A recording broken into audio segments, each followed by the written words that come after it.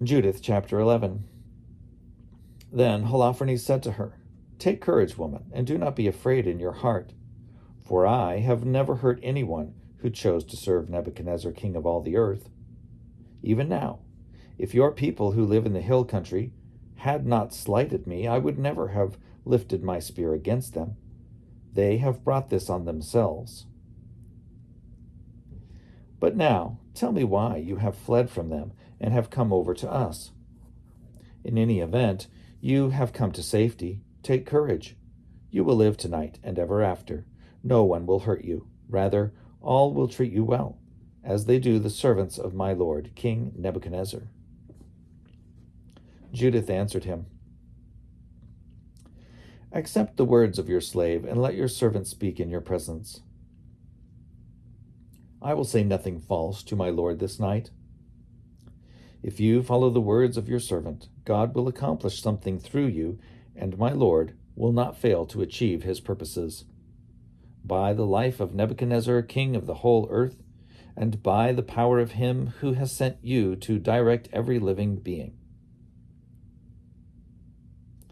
Not only do humans serve him because of you, but also the animals of the field and the cattle, and the birds of the air will live because of your power under Nebuchadnezzar and all his house.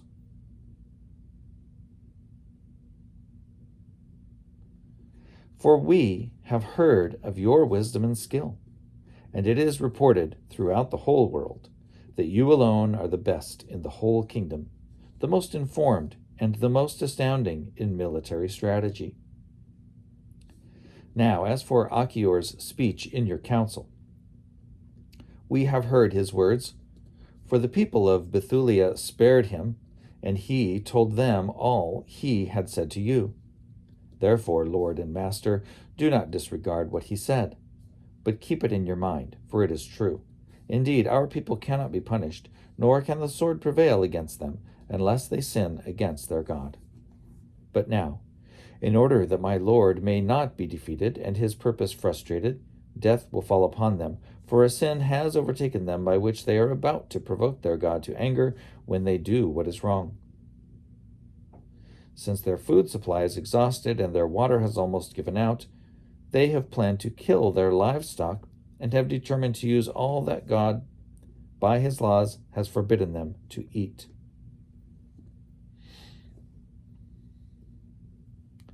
They have decided to consume the first fruits of the grain and the tithes of the wine and oil, which they had consecrated and set aside for the priests who minister in the presence of our God in Jerusalem, things it is not lawful for any of the people even to touch with their hands. Since even the people in Jerusalem have been doing this, they have sent messengers there in order to bring back permission from the council of the elders. When the response reaches them and they act upon it, on that very day they will be handed over to you to be destroyed. So when I, your slave, learned all this, I fled from them. God has sent me to accomplish with you things that will astonish the whole world wherever people shall hear about them. Your servant is indeed God-fearing, and serves the God of heaven night and day. So, my Lord, I will remain with you. But every night your servant will go out into the valley and pray to God. He will tell me when they have committed their sins. Then I will come and tell you, so that you may go out with your whole army, and not one of them will be able to withstand you.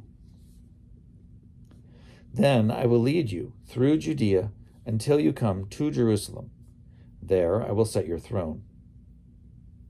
You will drive them like sheep that have no shepherd, and no dog will so much as growl at you, for this was told me to give me foreknowledge. It was announced to me, and I was sent to tell you." Her words pleased Holofernes and all his attendants. They marveled at her wisdom and said, "No other woman from one end of the earth to the other looks so beautiful or speaks so wisely." Then Holofernes said to her, "God has done well to send you ahead of the people, to strengthen our hands and bring destruction on those who have despised my Lord. You are not only beautiful in appearance, but wise in speech. if you do as you have said, your God shall be my God, and you shall live in the palace of King Nebuchadnezzar and be renowned throughout the whole world."